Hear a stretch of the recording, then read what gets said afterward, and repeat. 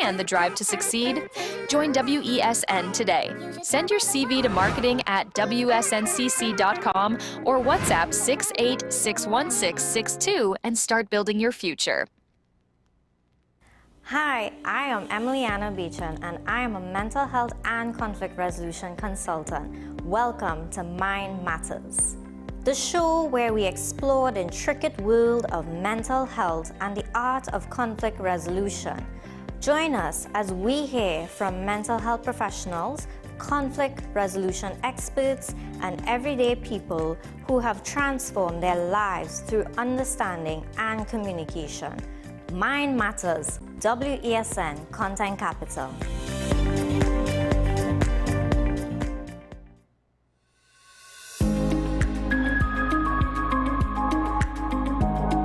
There are limitations in all healthcare sectors, Correct. not just this country, Yes. where the numbers will surpass the amount of doctors and Yes. nurses to provide that quality care. When we're talking about holding a patient's hand, giving them the support, emotional support that they need, advice, that gap. Yes. You are providing that pivotal gap, so that really makes you stand out from all other NGOs as far as my experience goes. Yes, I actually go into the homes also of the patient.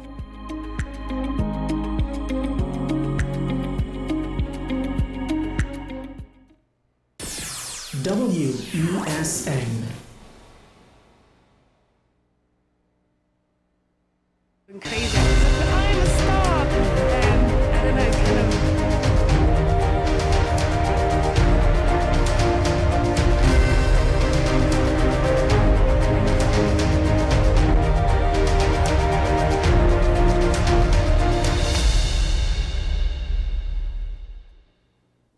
Good morning and welcome to AM Prime on WESN. I am Takia Thompson and today is Motivational Monday.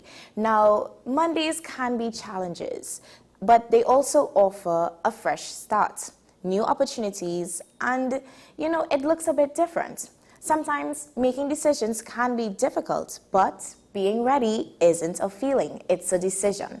Today's Morning Boost segment is a short film named The Power of a Choice by Anna Engelschel, capturing this message. Take a look at it.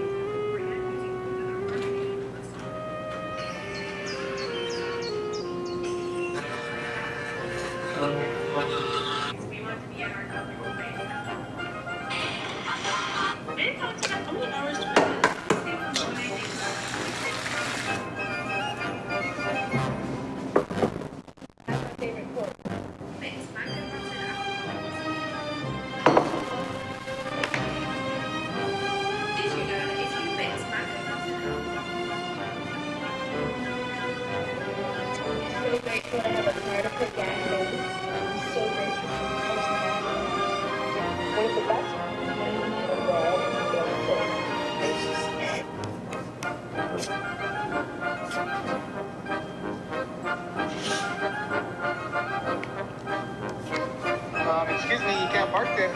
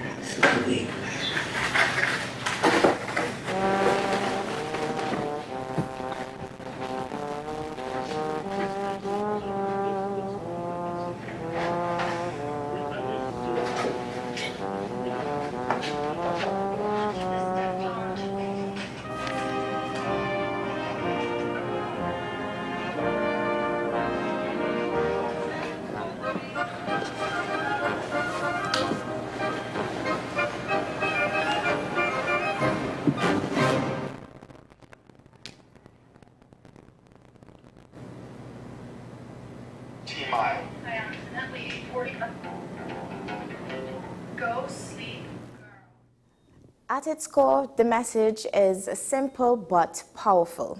It really just shows that our lives are a reflection of the decisions that we make. So choosing wisely can lead to growth, purpose, and even positive change. Now, we take a look at what's in store for you in our What's Happening segment.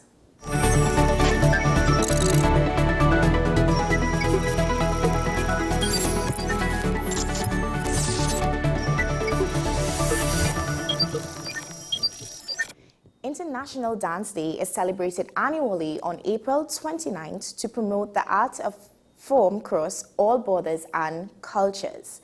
In commemoration of this, the Professional and Amateur Dance Association of Trinidad and Tobago is hosting a free dance workshop, inviting all to participate in waltz, folk dance, line dancing, and more. The association's Vice President, Mr. Luis Charles, joins us this morning to discuss further on it.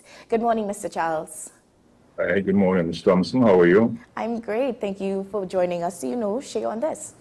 Thank you for inviting us, and good morning to you and the wider community. Yeah. Can you tell us a bit about professional and amateur dancing and the association? This association was formed back in 2005. It was formed basically when we had two persons who were professionally qualified, Joyce Fernandez and Kenneth Wilson. And they basically started the program going. They had qualified as the first qualified persons in TNT, and they were doing dance exams. So as more persons got on board, the need to form the organization was gleaned, and the association was formed back then. Basically, what the association does, we basically try to champion the cause of ballroom and Latin dancing in TNT. So the objective basically is to enhance the ballroom and Latin dance fraternity in the Trinidad and Tobago by organizing amateur dance awards. We have done over 10,000 to date. We organize workshops in dance techniques and competitive dancing for the membership. We have members doing professional qualifications. We have continuous development programs, and also we do judge of competition. Yeah. Our vision basically is to be the preferred provider for outstanding dance education and lead activities to all stakeholders in TNT. The mission statement is basically a facility of dedicated ITA and other professional dance organization capable of teaching and coaching amateur members and competitive dancing and to experience the whole art of ballroom dancing and Latin dancing to the best of their ability, whereby ensuring captive audience and dazzling performances at shows and competition. We aim for high achievement for all, excellence in teaching and performing, and collaboration, respect among the dance fraternity. Yeah. So basically, that's what that is in a nutshell. Thank you for sharing that. And now we know International Dance Day is on the 29th of April, and we heard that there's a workshop happening. Can you give us more information on this? And on that day in particular, what has the association, or what is the association planning to commemorate on this day? Well, to commemorate the Dance Month, what was organized was two free dance workshops. Yeah. One was held just last Saturday on the 18th in Tobago. Tobago had their on the 18th at St. Secondary School. And also we're going to have one in Trinidad on the 25th at their remote tennis facility. So basically we have different genre of dance that would be demonstrated. At Tobago we had a workshop in Kisumba. Yeah. We had one on the East Coast Swing, and the other session on online dancing. That was done by our tutors in Tobago. In Trinidad, we have different, give me 1 second. The dances that be done would be the sequence dance. We're going to have waltz, club cha-cha-cha, folk dance, and jive. And like I said, that'll be on Saturday, the 25th of April Yeah. So that we had at the Arena tennis court from 4 to 9 p.m.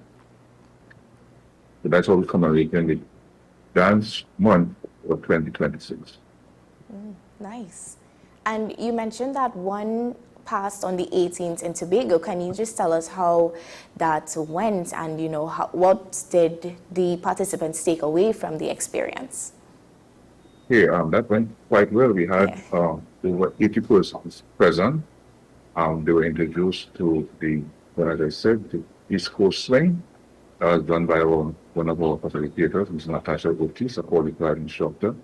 We had also the Zumba, that was done by Mr. Pete Johnson, and the line dancing was done by Mr. Bernard Sandy. I think the participants, everybody was there from start to finish. Nobody left the hall, actually. And they were very encouraged. And basically, some persons learned new steps. Some basically were did up refined what they knew from before. Yeah.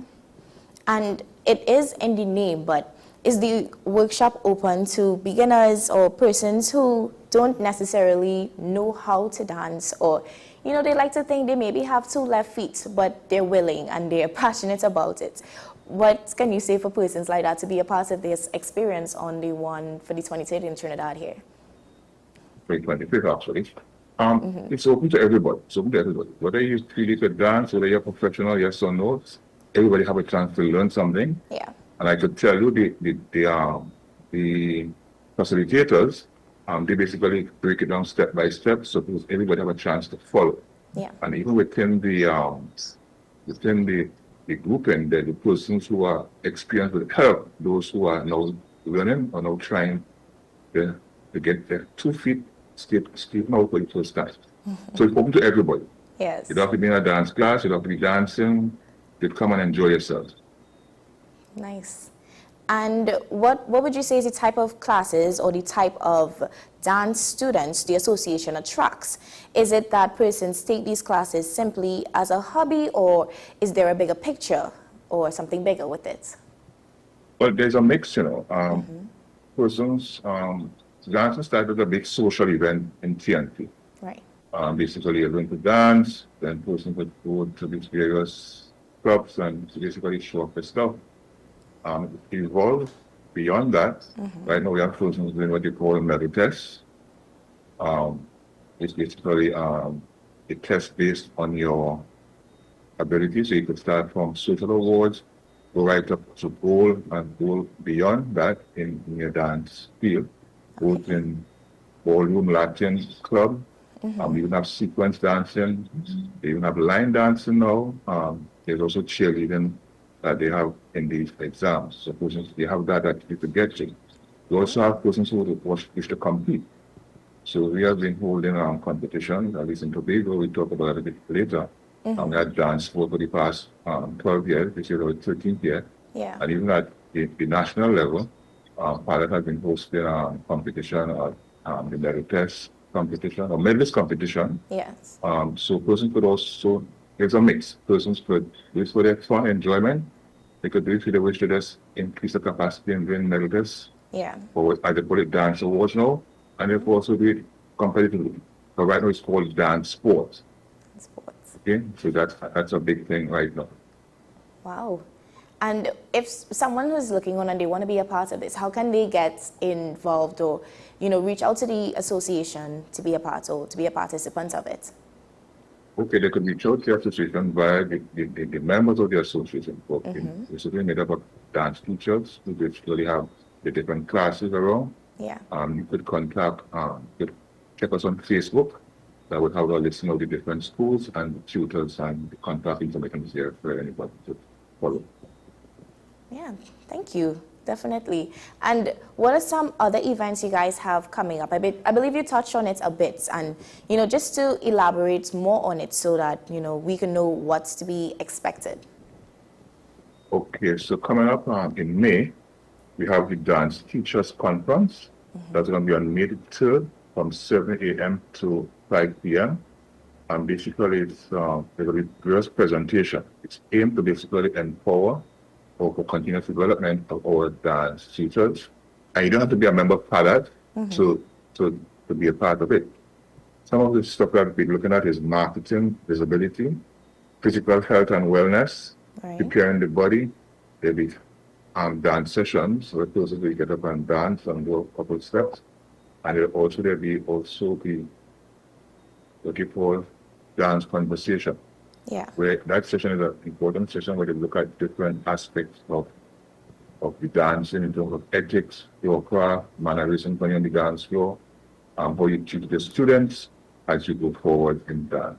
So that'll be held on, like I said, on May the 3rd. The cost is only $450 per person. If you are not a member of PADAC, and PADAC members, they pay $375. It's going to be held at the El Dorado Community Center, College Road, El Dorado. Breakfast and lunch will be provided. So it's a full day of events, so come out and enable yourself, have fun, Yes. and also learn something. Definitely. And what's your message to viewers this morning in terms of why should they come out and, be a part of this experience? And why is it that these other types of dance are important in Trinidad and Tobago? Well, dance does social activity, Yeah. right? I think the first thing that you got a chance to socialize. Also, you get a chance to learn something new. Yeah. Okay. You get a chance to meet people. You also get a chance as a professional to develop yourself moving forward. So that is very important, I think. And also it's good exercise, eh? Some persons come to dance class and basically when they finish a session, they feel very well. Yeah. They dance and they sweat. So it's exercise in a true sense of the form. And it's for both the young and the old. So no matter your age, you could always join a dance class and be part of dancing. I just want to touch on two other activities coming up in terms of competition. In Tobago, we're going to have our 13th edition of our dance sport. It's going to be team this year, a journey through the decades. It's going to be held on Saturday, the 18th of July. It's going to be at the Shore Park Complex. We have various age groups from the juvenile right up to adults, and you have various dances that will be done from ballroom, waltz, foxtrot, Chinese waltz. So you have a category for every person. Every person have their own thing that they could do at that day. Nice. All right, so that's Saturday, the 18th of July, 2026 at the Shore Park Complex. Yeah. Following that, that competition is a prelude to the bigger competition, which is the Caribbean Dance Council competition, dance sport competition. Yeah. Why I say bigger is that we have persons from the Caribbean coming in to compete in Trinidad. That's going to be held at on the 25th. We have participants from Tobago, Trinidad. They expect contingents from Beijing. They expect persons out of Guyana, Jamaica, and also Grenada. There's going to be a Caribbean thing. So this used to happen a couple years ago, but we are starting back this event. So PADAC is the local organizing committee for the event in Trinidad on the 25th. Yes. The intention basically is that we want to carry the dance competition throughout the Caribbean. So what will happen that it's going to be in Trinidad on that day, and then it's going to move throughout the Caribbean island as time goes by. Wow. So Barbados have a chance to host it. Jamaica, Grenada, Antigua as we move along Caribbean. Wow. There's a good chance for dancers in the different Caribbean countries to network with their colleagues throughout the Caribbean. Yes, it really is. And you mentioned the competitions. Is it that once you are a part of a dance school, you can compete in these competitions? Or if there's like a freelancer who, just really enjoy the art of dancing, can they be a part of the competition also? Yeah, it's open to everybody. Okay. Open to everybody. We target dance schools, but it's open to everybody. So when we advertise, anybody could, once you think that you could compete, you would enter the competition, both in Tobago or the one in Trinidad. Thank you so much, Mr. Charles, for being here this morning. But just to reiterate on the workshops that is happening on the 25th, just to give some 25th. information again on it. Okay, that's going to be held at the Arima Tennis Court. It's going to be the 25th of July, starting from 4 p.m. Like I said, the various dances is going to be there. Yeah. We'll have dances in cha-cha-cha, sequence dancing, waltz, jive, and even some folk dance. So come out and enjoy yourself. It's free from 4 to 9. And after that, members who stay back have a chance to socialize and dance. So there'll be a social dancing after the workshop. Nice. So come out and enjoy yourself. That is our contribution for Dance Month for 2026. Wow. Nice. That is really lovely, Mr. Charles. Thank you so much for joining us this morning to shed some light on what we have happening, especially where dance is concerned. It is like a major thing, and I love the initiatives that you'll have moving forward. Hopefully we can follow up and, keep us updated on how these things are planning out to go. And even when we get closer to maybe revisit it and just have more conversations on it. Yeah, we do look forward to that, and thank you for having us this morning. Yeah, not a problem.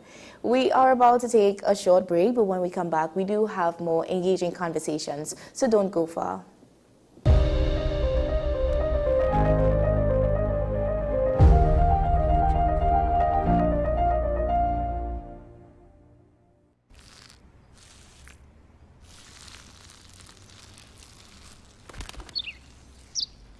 Maybe he landed here totally by coincidence.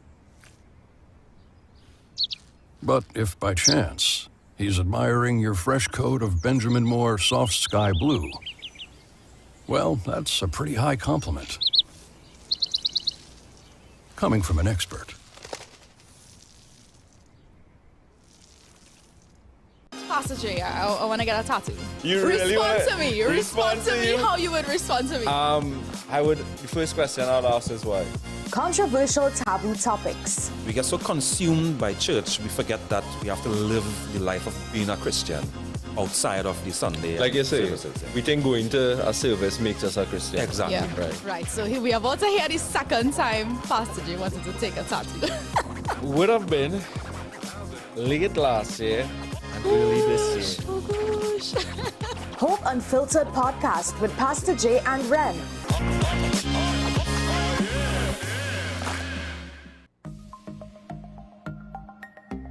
Knowing how to tell authentic is as easy as 1, 2, 3. Find it, match it, search it. Step 1. Find the style number on the tag. Step 2. Match the style number inside the jersey with the number on the tag. Step 3. Search it. A quick Google search of the style number will verify the jersey is authentic when the search results match the jersey being searched. Don't be fooled by counterfeit jerseys. Before you buy, remember to find it, match it, search it. Fan Zone, 2 locations nationwide. Center City Mall, Chaguanas and Movietown, Port of Spain. Nationwide delivery available. Take some time for yourself or spend some time with the family at Sandy Point Village Hotel. Enjoy our various studio and suite apartments, self-contained with their own kitchenettes and Wi-Fi. We also have our famous 100-foot swimming pool and our beachfront restaurant, The Steak and Lobster Grill. And our location in Crown Point puts us near the center of activity from the nylon pool to the local nightlife. Call us and make your reservations at 639-8533, 389-2378 or email us at sandypointvillagehotel@gmail.com.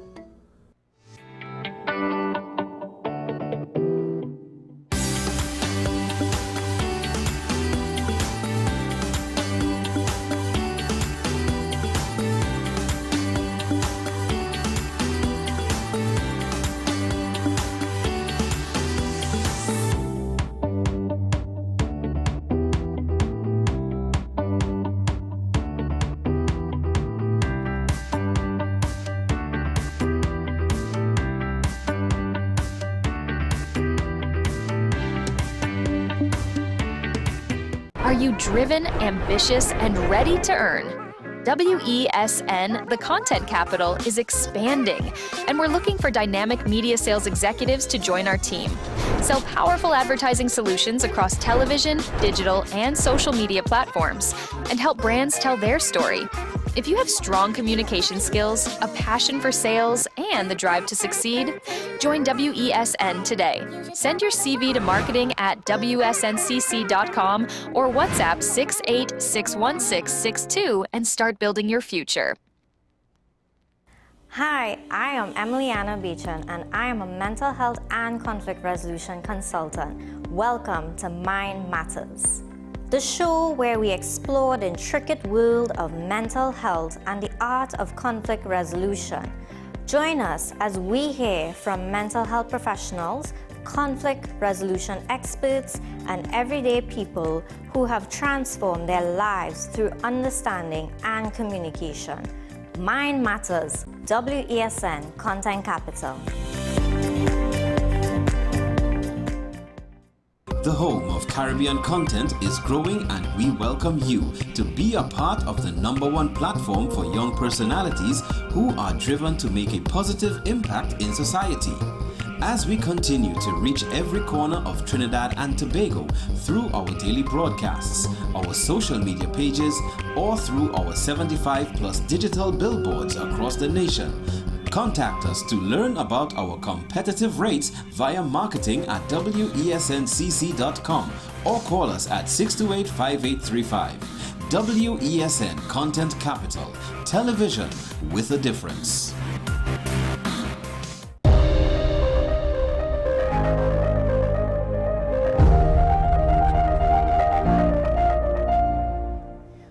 Welcome back. Now, in today's Mindset Aspect segment, we discuss the silent struggle of those under the mounting weight of loans, bills, and financial obligations.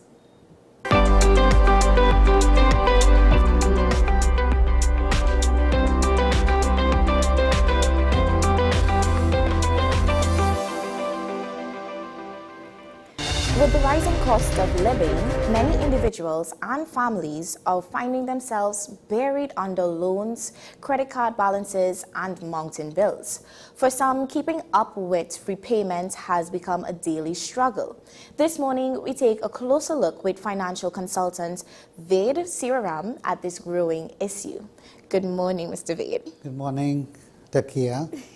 Lovely having you here with us. I'm glad to be here talking of a topic that affects probably most people. Yes, definitely. Yeah. So what is financial debt, and at what point does a person start to struggle with it? Well, debt is what you owe. For example, you have formal debt such as agreements with the bank. Yeah. You've borrowed money, so that's contractual debt. You've borrowed some from your family, that's also debt, but it's may not be in a contract. Yeah. You've taken hire purchase to buy something, that's a debt. So anything that you owe is, in fact, can be classified as a debt. Okay.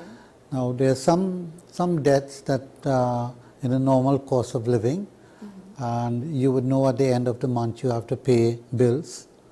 That's also a debt as the days pass. Your obligations add up, and at the end of the month you have to pay. So that's also a debt. So you have to look at a variety of things. So that's why when families prepare a budget, they cater for all of that. So while it's a debt on day one, it becomes a debt at the end of the month. Yeah. You know? So that's where you have current liabilities and long-term liabilities. When you're preparing a balance sheet, you will see a section short-term liabilities, current liabilities, and long-term liabilities. Now, I feel like you touched on it a bit when you gave the example, but what are some of the most common situations that push people into that severe debt category? Yes. Yeah. Well, some of it is of their own making, because you want to keep up with the Joneses. They just bought a Mercedes, you also would like a Mercedes. Right. And the banks have adjusted themselves to cater for that sort of ambition. Because let's say in the 1980s and prior, you could just borrow money for 3 years to buy a car. Yes. That means you have to pay off in 3 years. Now you can go 7 years to 10 years. So it makes it a lot easier. Secondly, the major change is that you would have had to pay a down payment of around 10 to 20%. Yes. Right now they say no down payment, come and just take the car and we'll arrange the loan.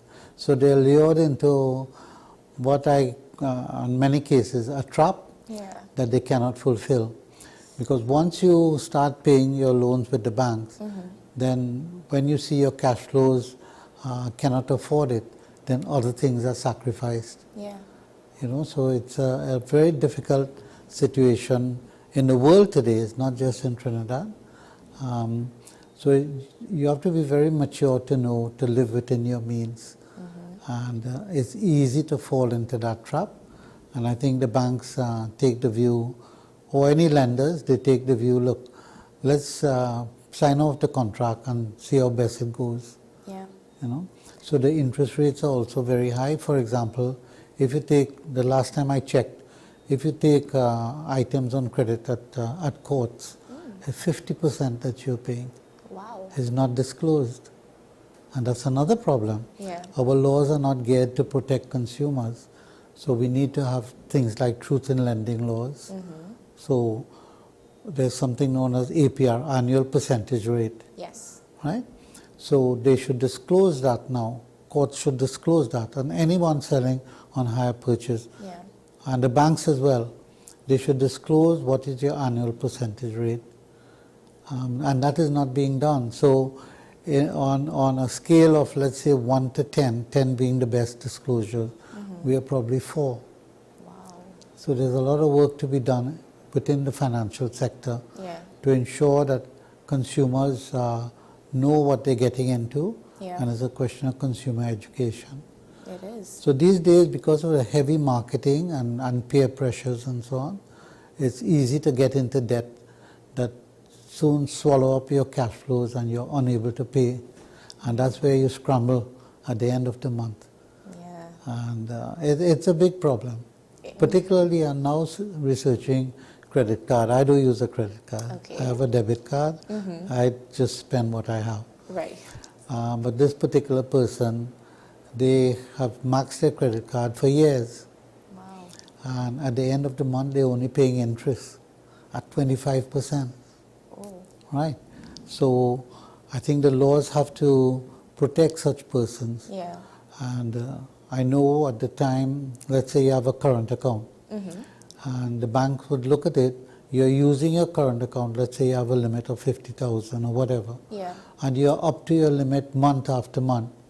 The banks will come to you and say, okay, let's try and term out that loan, term out, make it a term loan, so whatever you pay now goes towards principal and it comes down. But with the credit card, I would term them as cows to be milked at the end of every month. You line them up, you milk them and let them go in the pasture again. And the next month the same thing.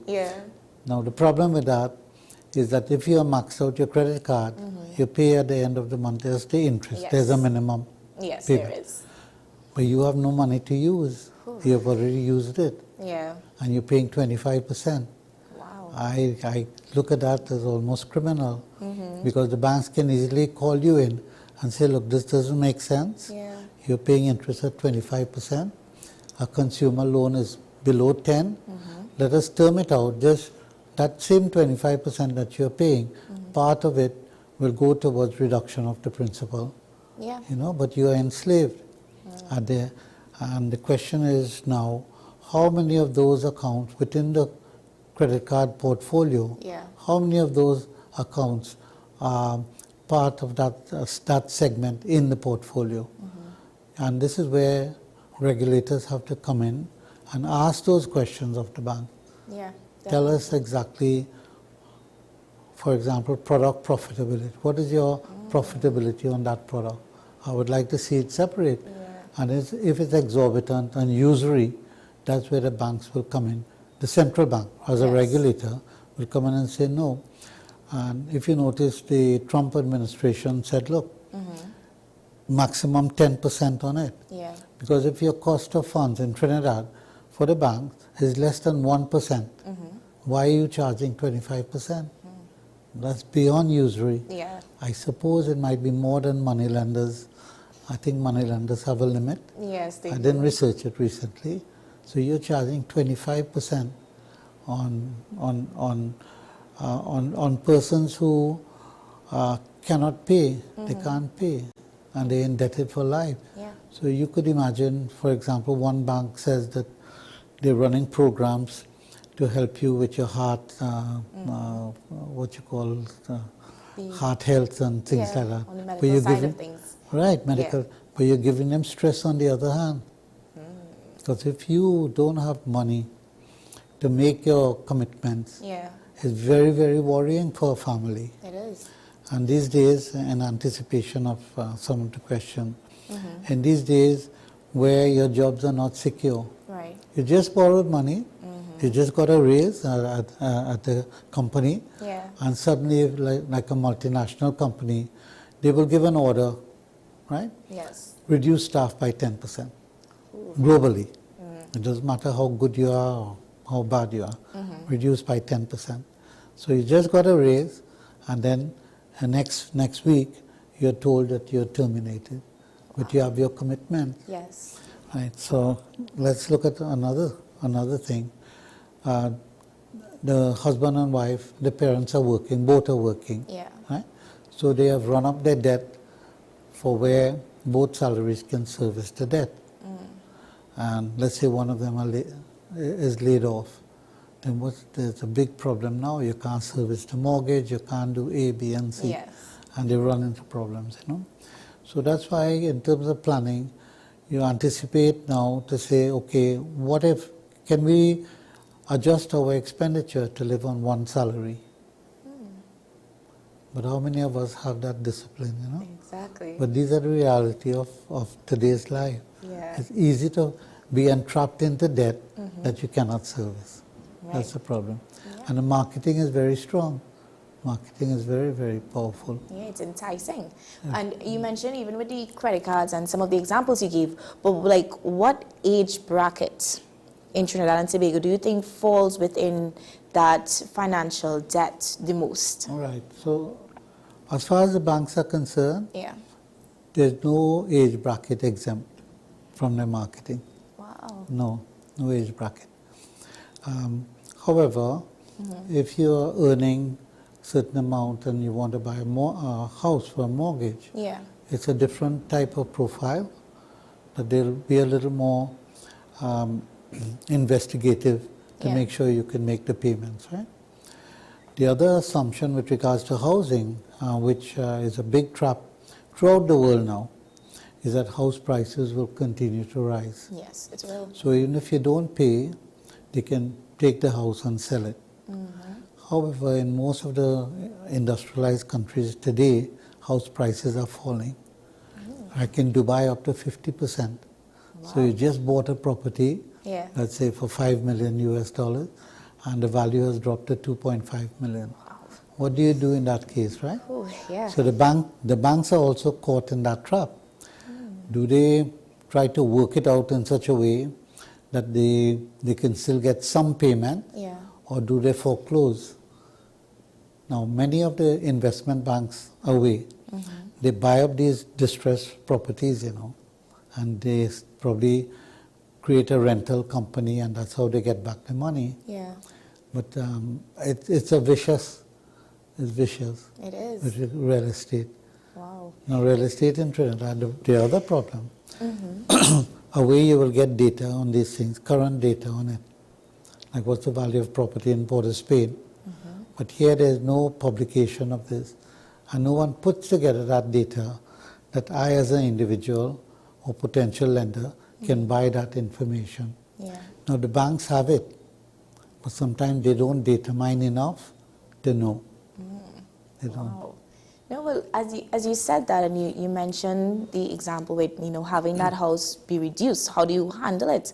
It brings me to my next question. Like, what are some of the warning signs of someone's financial situation, and it reaches to the point where it affects them mentally on that mental level? Well, I'll tell you, that's a major. I would call it a disease. Wow. A disease. Yeah. Worrying where you're going to get the next dollar to meet your commitment. Yes. And it's quite prevalent in Americans on foreclosures. Right. The banks move quickly and foreclose on your property and actually put you out. They put you out, right? They bring their bailiffs and so on and tell you, look, I'll give you 2 days to get out. Wow. Fortunately, it happens in Trinidad, but there's a certain amount of protection. In terms of culturally, I don't think somebody comes to your door and tell you leave tomorrow. Right. Let's say in the countries that are under French law, very difficult for repossession, for the banks to take repossession. Wow. Very difficult. Okay. Right? So, like Martinique, Guadeloupe, and some of even Dominica that has some French laws still applying. It's difficult to just go and take a repossession. But in Trinidad, it could be done easily, and particularly away, and even in England, repossession. Yeah. So, the question of stress is you don't know where to find the money, because you're living a certain standard standard of living, and your surplus cash or your cash available to meet your loan payment. I'll tell you, it's a big worry for many, many persons. That's not documented. Sorry. But we need to have that sort of data and help for these persons. Yes. Because as far as I can see, it's a disease. You're worrying where is your next dollar coming from to meet not only your loan payments, because you're worried now that if your house is repossessed, you're worried if your car is repossessed. You know how damaging psychologically it is for somebody to come and repossess your new Mercedes that you just bought, right? Yes. Psychologically, how do you adjust to your friends? How do you adjust to your neighbors? So I think that should be classified as a disease in today's modern economy, and could be researched by medical practitioners or social practitioners to find out exactly how does debt. It's a fantastic question that needs an answer. Definitely. That needs an answer. And how would you say individuals can begin to regain control with their debt, especially when it feels unmanageable? Unmanageable. Yeah. Well, one way is to do a refinancing. You go to the bank and say, look, I can no longer afford to pay X dollars per month. I can pay X minus 20%. And sit with your bankers and refinance your loans. That's one.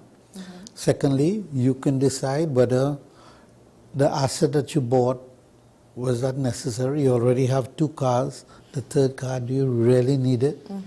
So you start with a philosophy to live within your means. Let us live within our means. You know, fortunately for us, may not be the best, but at least we have health available, health service available from government, right? So health, and second is whether you can feed your family, whether you can protect your dwellings. So those, you go back to basics then. And then you have to have a psychological, I would say, maturity to do not worry with what your neighbors, because your focus has to be on your family, feed your family, educate your family, and live within your means. So as a policy, if you start adopting that, then you don't care about others. But that's also another disease. Wow. Thinking about what other people think of you. Yeah. Then it's easy to run into problems. There's a nice book, Liar's Poker. I would recommend it. It gives you an insight into how bankers think. So if you get $1 million in bonus, and I get $500,000 in bonus, I'm still not satisfied. The competition is so fierce. It is. So we have to be careful about that. And we should say, look, let's be happy with what we have and live within our means. Yeah. And even for someone who, may feel overwhelmed or stuck in whatever position they may be, what is that first practical step that they can make to regain some sort of control on their life? Right. So many persons, when the economy is booming, they buy as investments all sorts of things. All sorts. So even in America, where interest rates were low, people were buying 2 and 3 houses. So they have to say, do I really need that? The problem there is that if you cannot get rental enough to service the debt on I would call it a speculative housing. You bought a second apartment and you're able to rent it to pay the mortgage. That's fine. But sometime when there's a glut or the economy is declining, people don't have jobs again. Yeah. And so your rental, it's difficult to get rentals to make the mortgage payment. So you have to say, look, what are some of those assets I can sell out, pay back my loans, and start living within my means. Yeah. I made the example, like if you have an extra car, Yes. do you really need it? You know, so you have to look at those things.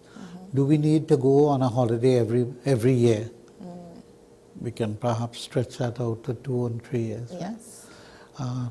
And that is where opportunities in Trinidad for local tourism. I think that's an area. It's already started to take off. Yeah. It needs some sort of advertisement and assistance from the government.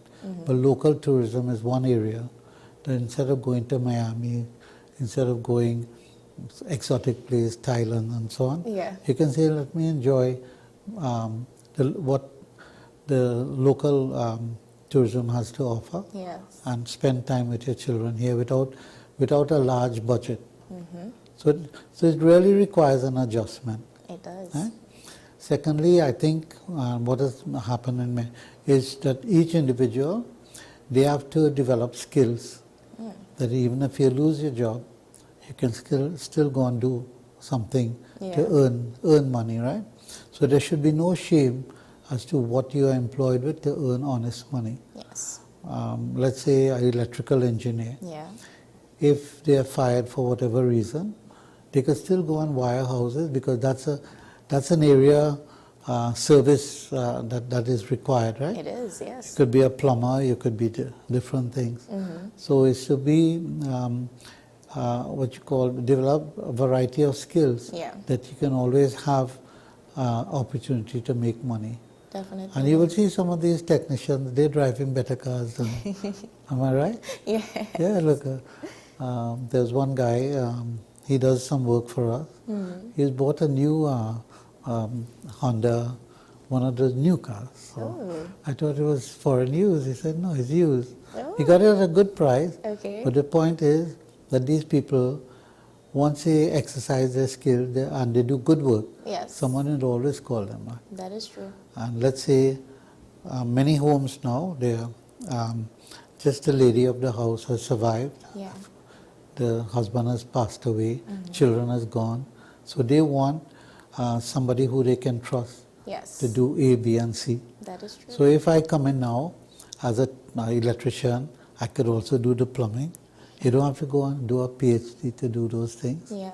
Right? So I multitask and I'm able to service several houses. Because once you give good service at good prices, it's word of mouth that yes, you can call Mr. X over. Yeah. So we need to multitask, as you are doing. You need to multitask. Yes. And develop those skills, you know. There was one when 2008, when the recession hit the world. This particular IT guy, he went back to his farm, driving his tractor and working the farm until the market picked up again. You know, so we as individuals have to realize we cannot just rely on one expertise. Yeah. We have to do other things. And don't be ashamed of it. Definitely. That's a big psychological barrier. Being ashamed. Being ashamed. Having the, and you know, you made a good point, especially where the skills are concerned, because a lot of people think, you know, you go to school, you do all the degrees and you have a bachelor's, and I mean, it's great to have these things, but like you mentioned, it's also important to have a skill to even, you know, fall back on, or to just have on the side, because like you mentioned, plumbing, electrical, these are things that everyone would need at some point. So it's really good to know you have that skill. And even when it comes to personal budgeting in today's like fast changing economy, do you think it's a contributing factor as to why persons may stress, or, you know, it may become so much as a burden financially? Yeah? In today's world where, let's say, employment is not guaranteed, many countries before, like in Japan, you go to work for a company, you know you're there employed for life. So that security is no longer there in the world. Yes. Right? And you have to say, okay, can I put aside from my savings, put aside for 6 months? You know, you just put aside that for 6 months. That when if you're unemployed, hopefully within 6 months you'll get re-employed somewhere. But at least you have enough to live. And in the meantime, during that period, you also have to shed whatever expenditures you can avoid. So your basics, your school children education, your books, so you know we can all plan for it, for that at least 6 months. I'm not an expert on advising on this, but I'm just thinking logically, at least it'll give you 6 months to do something else with your life. Yeah. If you can't get re-employed, and many countries, many companies, many cities, they rely on one product. Let's say gold mining, silver mining, oil as in our case. Yeah. Those are depleting resources. So the fact that we have survived so far on oil and energy, and we are now spending money in anticipation of getting. Now, it's not the same in terms of intensity, but that's like buying a lottery and spending that money before you get, right? The probability of getting it, right? So, you know, it's, in my view, it's exciting times. And that's where we have to restructure the economy. And the same rationale applied to families should also apply to this country. To say, look, what are the things we could be self-sufficient in? Instead of throwing away a chair, can we repair it? Instead of throwing away, this is a throwaway society. And one of the big problems is that our exchange rate is overvalued. So it's cheaper to buy something than to get it repaired. And therein lies a big problem by itself. Definitely. I mean, you touched on it and you mentioned therein lies the big problem, but could you expand more in terms of what are some of, how we could shed light on these issues and maybe what is the approach to take with it next? You mean to each of us? I'm not sure of the question. So I want to repeat it. Yeah, no problem. So in terms of how you mentioned that, you know, it's a society that loves to throw things away, or we tend to focus on one thing only in terms of like the oil. That's like our highlight here in Trinidad and Tobago. So how can we shift the narrative? You mentioned tourism as one of it, but could you expand and give us a little bit more? Oh yes, of course. I've been writing about this for the last, let me see, since 2015, that's 11 years. Wow. 11 years I've been writing. I did many articles. How to restructure this economy. Now, we have the oil energy sector. We have to be, first of all, sure that we are getting our share of that industry. Our share. Fair enough? Fair. We have to ensure that we are running that in a most efficient manner for the benefit of the citizens of the country. But that's a separate exercise. Right. Secondly, whatever foreign exchange being generated by that industry, we have to decide, do we want to spend it on consumerism?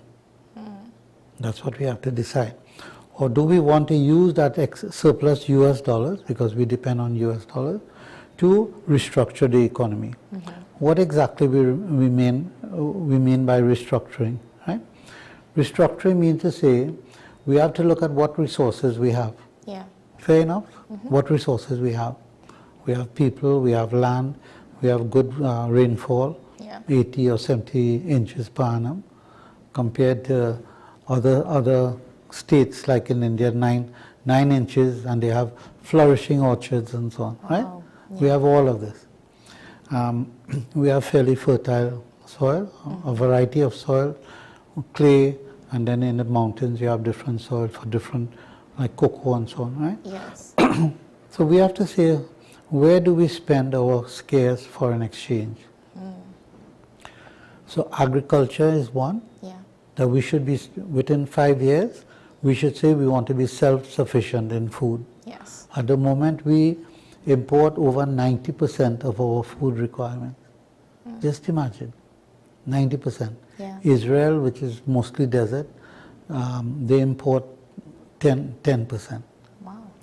And Guyana imports 34%. So most of their food comes from local. Yeah. And even if you stop the import, you still have substitutes locally to keep us alive. Yeah. Right? Dr. Brinsley Samaru, you're probably too young to know him, but he did give the example that during the Second World War, when the German U-boats were in the Caribbean Sea and so on, right? Yeah. The importation of food was difficult. So we became self-sufficient. Right. So we can change our diet as well, go back to basics. When Usain Bolt, he was asked, oh, what makes you so strong? He said, blue food. Wow. So I'm saying there's so much potential we have. Yeah. We can change our diet a bit, right? What we need is the necessary nutrients in the food. And we can list out, for example, Mahatma Gandhi at the time, he created a menu that gave you all the necessary nutrition, right? Yeah. At very low cost prices. So why can't we now have eat what we grow, yes, and grow what we eat? Grow what we eat means to say we could introduce new products that we eat. And cantaloupe, we never had cantaloupe a few years ago. Now we have it, right? Yes, we do. Dragon fruit, we have it. We have it. We can grow many things, but we have to experiment. Experiment at the university and say, look, these are crops we can grow. Yeah. I was just researching jujube. You don't know what that is, right? Not too You know what dongs is? Yes, I do know what dongs is. Dongs is. You know, it's a very nutritious fruit. Wow. And there are varieties that is as sweet as honey. In early 20th century, the American sent a gentleman, agriculturist, to China to go and research what things they grow that we can grow. Yeah. And that's how soybean came to America. Wow. He also identified jujube, but that was competing with apples and so on. So, but they have varieties that are sweet as honey. Right? So all those things we can research and bring it, because that creates a sense of excitement as well. It does. Because we have cultivated a taste for variety. Over the years, Trinidadians have cultivated. So we can easily feed ourselves. I'm convinced of it. I myself have a small sugar factory that manufacture wholesome sugar. It has all the molasses and so on in it. Yes. So that could be rolled out throughout the country. So if we are self-sufficient in sugar, rice, basic things, right? Yeah. We can grow dal here, we can grow chana here. All those things can be grown. Yes. And we can mechanize it in such a way that labor is minimized. So we can feed ourselves. So if I were in charge, I would say, look, within 5 years, let's develop a list of crops to introduce. We already know potato can grow here. Yes. So why are we importing potato? Jamaica started that experiment about 10 years ago, and I think now they're cultivating. So we can do several things. Chicken, why are we importing chicken feed, which is the larger component of chicken, right? Yes. We can grow all the feed here, but we have to get going and experiment a bit and see what's the best product. For example, there are several feed types of plants that you can get the feed from. Yeah. So we just have to get going on it. Yeah. The problem is that we need that kind of leadership. Hopefully, I think with the new minister, I think he's open-minded to all these things. Start back the sugarcane industry. Yeah. We're importing mostly about 400 million, 500 million in sugar. Right. Put people back to work. So plenty of things can be done. Yes. We are blessed with so many natural things that we can become self-sufficient. The other major now, so agriculture, agro-processing, and let me add, I said local tourism, yes, but let me add recycling. Okay. We throw away a lot of things. We are exporting all our steel, all our metals, aluminum and all of that for somebody else to process, and we re-import it. We got stuck with the idea that we must have large plants. Yeah. If you look at the recycling of these units, they could be very low-cost plants, low-cost, right? Furnaces and so on. Yeah. So we can go medium size. We can process all our steel into rebars and flats that we can use for further production. Yeah. So recycling is a major, I would call that, to set up a ministry just for recycling. Yes. Just for recycling. Yeah. And they have machines now that you put it on the dump and you just throw everything in it and it sorts it out into organic material which goes into fertilizer. Yeah. Then if metals, paper and so on, it sorts out everything automatic. Yeah, I've heard about the machines like that. Yeah. It really does change the industry, and it changed, how we would look at recycling on that level. Now, Mr. Ved, I'm really enjoying this conversation, but we do have to wrap up. And, but it just brings that conversations like these are really important to have. And, shedding light on stuff like this, yes, with the financial debt and coming out of it and, living within your means. I really believe it's important that persons know how to live within their means and how to even manage the financial debt. So thank you so much for, joining us this morning and shedding some light on it. It was truly insightful. My pleasure. Yeah. Thank you for having me. Yes, definitely. So we are about to take another break, and when we come back, we have another guest waiting to share on some more insightful, engaging conversations. So don't go far.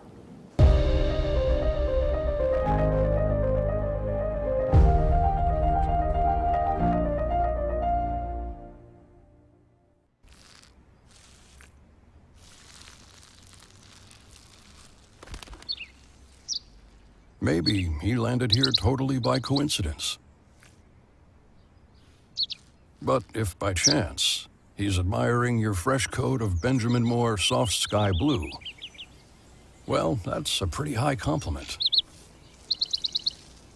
Coming from an expert. Pastor J, I want to get a tattoo. You really respond wanna- to me. respond Respond to to me you? how you would respond to me. The first question I'll ask is why? Controversial taboo topics. We get so consumed by church, we forget that we have to live the life of being a Christian outside of the Sunday. Like you say, services. we think going to a service makes us a Christian. Exactly. Yeah. Right. So here we are about to hear the second time Pastor J wanted to take a tattoo. Would have been late last year and early this year. Oh gosh. Hope Unfiltered podcast with Pastor J and Ren.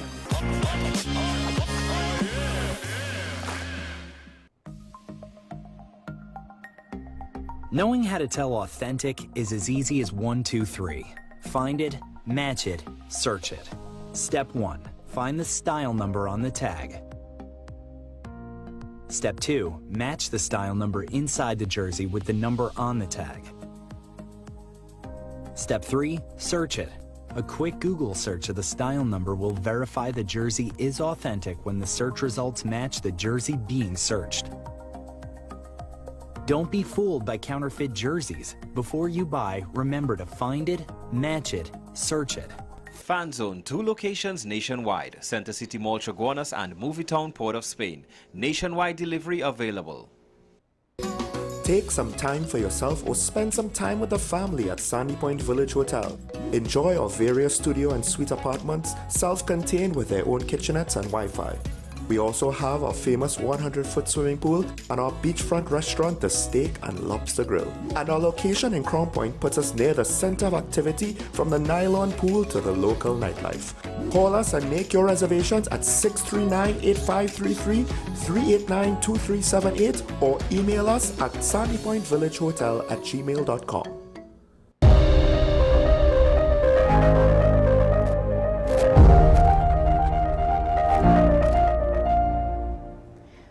Welcome back to AM Prime. Now, moving forward, we move on to a financial focus segment.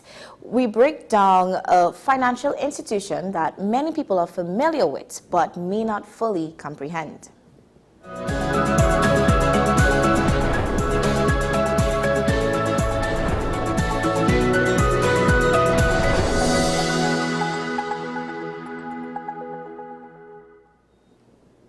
Credit unions have long been a part of communities across Trinidad and Tobago, offering an alternative to traditional banking. But how do they work, and how can they help you save, invest, and take control of your finances? Chief Operating Officer at Cooperative Credit Union League, Diana Joseph, joins us to share on this. Good morning, Ms. Joseph. Good morning. Good morning to all your viewers and listeners. I am happy to be here to share on this critical topic. Yes, thank you. So for viewers who may not know, what exactly is a credit union and how does it work? A credit union is an organization where members pool their resources together to on-lend to each other and to provide financial services at low-cost rates. For example, credit unions have share savings account. They also have deposit accounts, and you can borrow loans at low cost. For example, a loan at a credit union will be 1% per month on the declining balance. The monies that are pooled on shares are actually loaned to members so that they can afford to meet their financial needs of themselves and their families at affordable rates. Yeah. And they can benefit from the returns on those shares in the form of dividends on an annual basis. It is an organization which is owned by the members, and each member has democratic rights, equality of votes, despite your shareholding in the organization.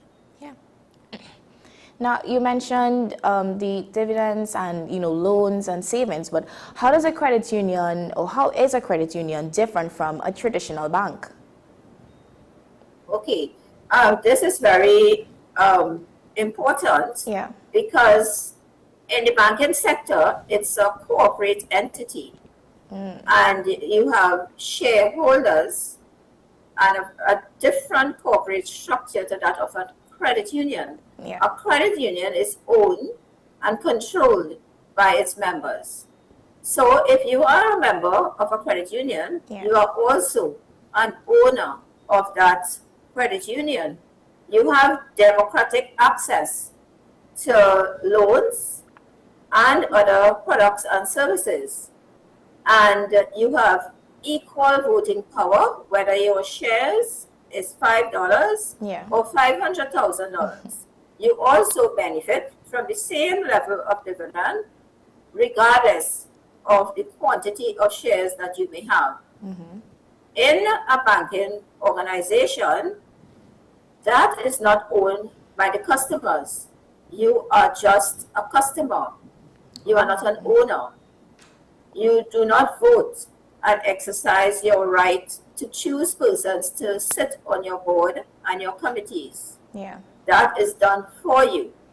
In a credit union, the members at their annual general meeting, after the relevant due diligence is done on nominees, will vote for those persons that they would like to serve on their board's credit committee and supervisory committee. So you have a say in who manages your organization and the affairs of your business. You can also get to those annual general meetings and question your board on their performance on an annual basis. You can make recommendations. The members have the power to vote in the directors, and they also have the power to remove those directors. So when you take the two together, it is far different from that of a banking institution.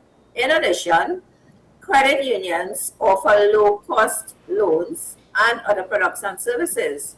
For example, a loan is 1% per month on the declining balance, which may work up to around 6.6%. We also offer financial counseling and guidance to our members, and education and development for and on behalf of the members, the leadership of the organization, and the members of staff of the organization. The credit union is such a people's person organization that the management and the staff will know their members one-on-one by name, and you can actually come in, you can see a manager, you can talk with a manager, you can have that one-on-one relationship, which is unlike the other financial institutions such as those within the banking space. So there is indeed a big difference between credit unions and banks, and we don't charge persons to keep your monies. If you go to another financial institution and you start your year with $500, by December you will have less than $500 because they are taking $20 or $25 every month to manage your account for you. You will not get that in a credit union. Right. You will have your $500 along with dividends, which averages within the credit union movement at this time of 3.5%. Wow. And how can you tell us that credit unions would help persons better save or develop better saving habits? Okay, at the credit unions, we offer financial counseling and guidance to our members. And we have education committees in every credit union. They will guide our members on their financial affairs. If you have a challenge and you are in heavy debt, or you want to plan your year ahead, you want to know when you should borrow, how much you should borrow, and how you can invest or manage this fund, that service is provided by our credit unions as well. They guide you and they mentor you along a path that you can create for yourself a level of wealth and financial stability on an ongoing basis. Yeah. So that level of education, interaction, and support for the member is well-rounded. It is not only that you put monies in the organization and you leave and you come back and get a loan. No, it builds the members all round from an all-round perspective. And we also lend that support to our youth, the children, because we have youth arms, and we also have our youth members where credit unions officers would go out to the schools in the communities and educate and motivate our young persons to become members of credit unions, so that they, when they get into the working space, they already have an account and they understand a level of budgeting and financing. Yeah, and you mentioned going out to have the youths especially be involved in joining a credit union. Now, for persons who are looking on and they may be interested in joining and wanting to be a part of a credit union, how would they go about doing that? Joining a credit union is very simple. Yeah. You can go to any credit union if you are a member of the community and you want to join a credit union. It means, therefore, that you have to look for a community-based credit union. What this means is that a credit union is open to anyone. It is open to the public. Anyone can become a member. We have what is called open bond or community-based credit unions. That's where everyone can be, or anyone can become a member. And we also have our closed bond credit unions or company-based credit unions, where only the company employees and their immediate families may become members. Right. So in that case, if you have a relative in a company-based organization, you go to the credit union. The process is simple. You advise that you would like to become a member. They give you the form. You fill up that form. They conduct their due diligence in keeping with the financial obligation regulations. Yeah. And thereafter, you are a member. They guide you on your deposit pattern and so, and you take it from there. Similarly, to a community base where anyone can join, we go into the credit union and advise that you would like to become a member. They give you the form, you start the process, they do their due diligence, and you take it from there, enjoying all the benefits, all the rights of a member. Under the Cooperative Societies Act, which governs the operations of credit unions at this time, all our members have full rights, once you are accepted as a member. So it is very, very simple. And we motivate persons every day to become a member because it is one of the better places that you can enjoy your product, your service, and understand as well that you are an owner of that organization which you join. Yeah. Thank you for explaining it like that. And even to add on, what do you say are some of the common financial mistakes that people may make that, prevents them from progressing?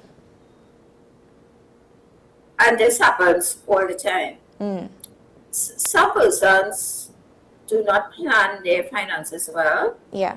You work hard, you get your monies, but you do not have a plan of spending that money.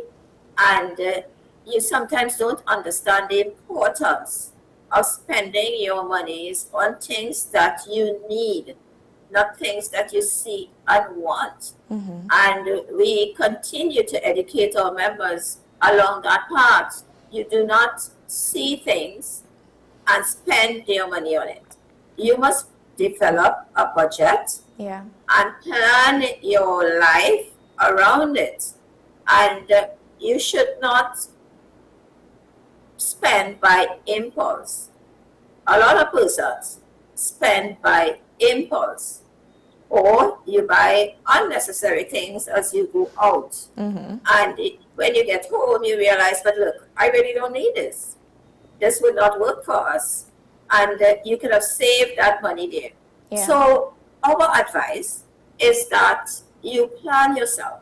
You know what your salary is, you know what your expenses are, and you know what you need, not what you want. Right. So what you don't need, you have additional monies, you invest it back in the credit union, or you diversify, you invest in other products and services as well, and you monitor your savings, your investments, and the return on them, so that at the end of the day, you will continue to have a saving pattern.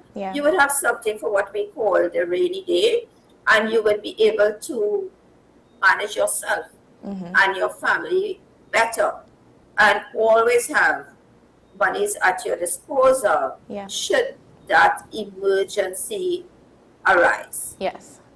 And you just touched on, with the savings and the investments. Now, some people might think credit unions are only utilized or used for, or mainly, initiated, attached with savings and loans.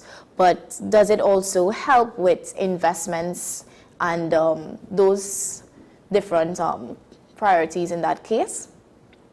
Of course. Credit union members benefit from investments in various ways, and I'll give you a few examples. Credit unions, apart from your share account, you have your loan account, and you also have your deposit account.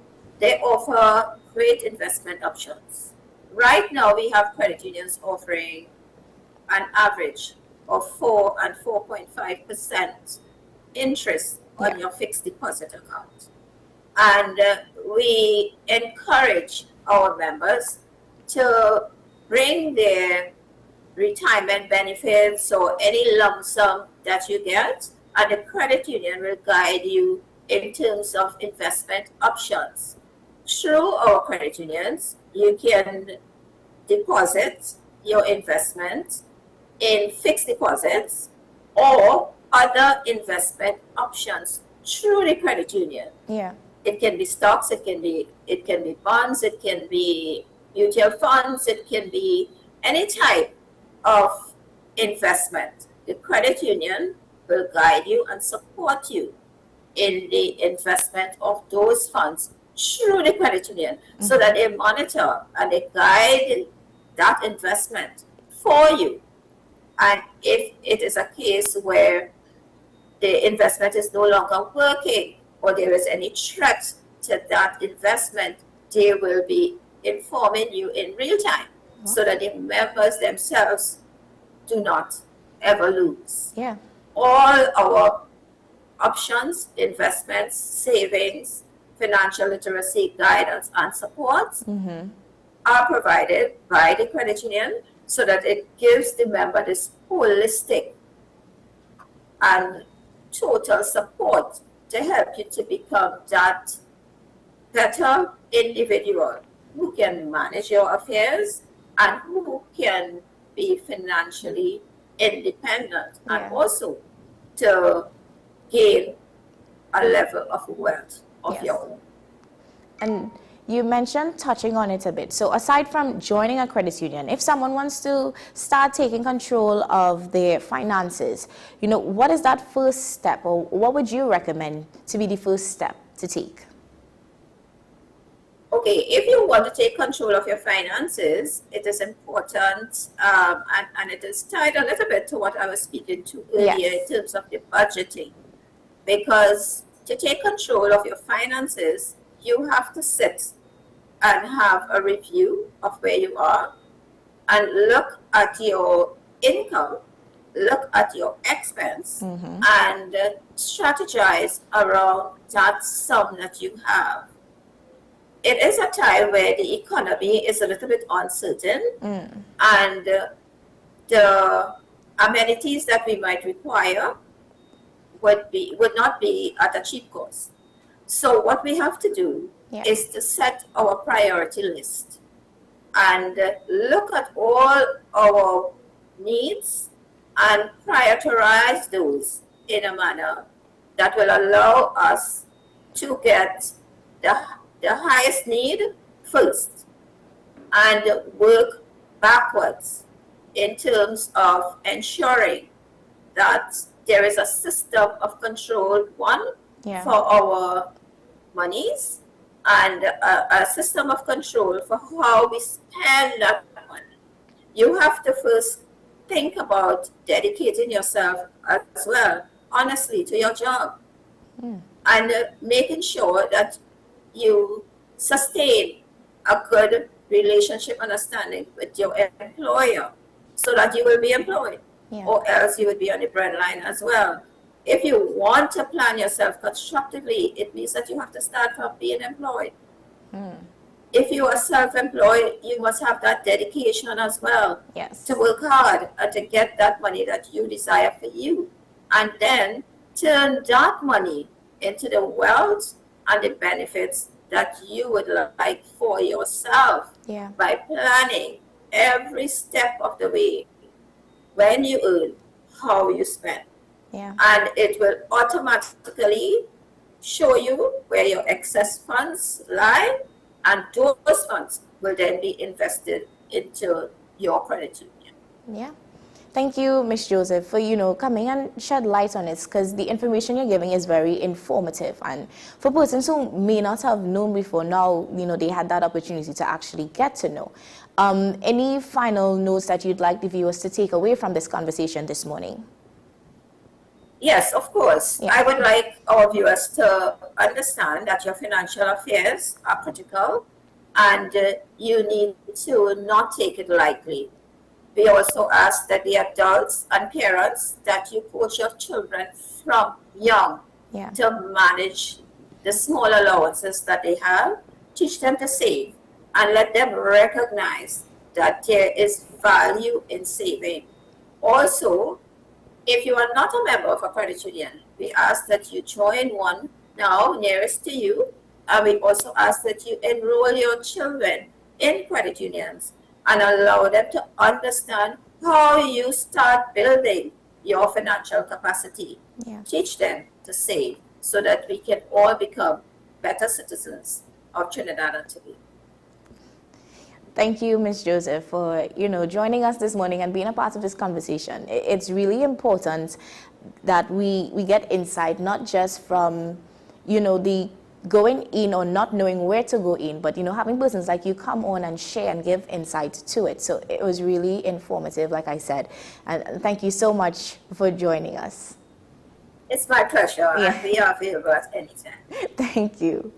As we wrap up, As we wrap up today's show, we hope that you take away the informative sides to it, and that we have these engaging conversations, that you would be informed about it and you would know what's happening as well. So like we started, even the small decision can change and give you that positive change you're looking forward. So it's good to make positive and wise decisions when moving forward.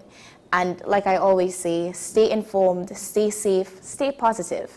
Up next, we do have Sean Michael Smalls at 8 with Talking Points. So stick around for that. And I'll see you again tomorrow morning. Bye.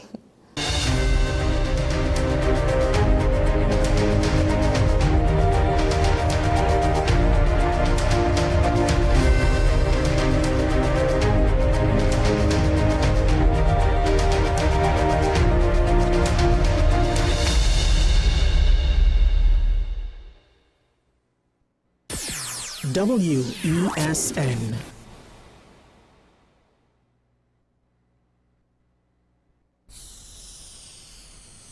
If these walls could talk, they'd cry uncle. They didn't plan to become offices or yoga studios, but they've stood by us, even when we got a little stir-crazy. For that, they deserve some thanks. They deserve Benjamin Moore. The home of Caribbean content is growing, and we welcome you to be a part of the #1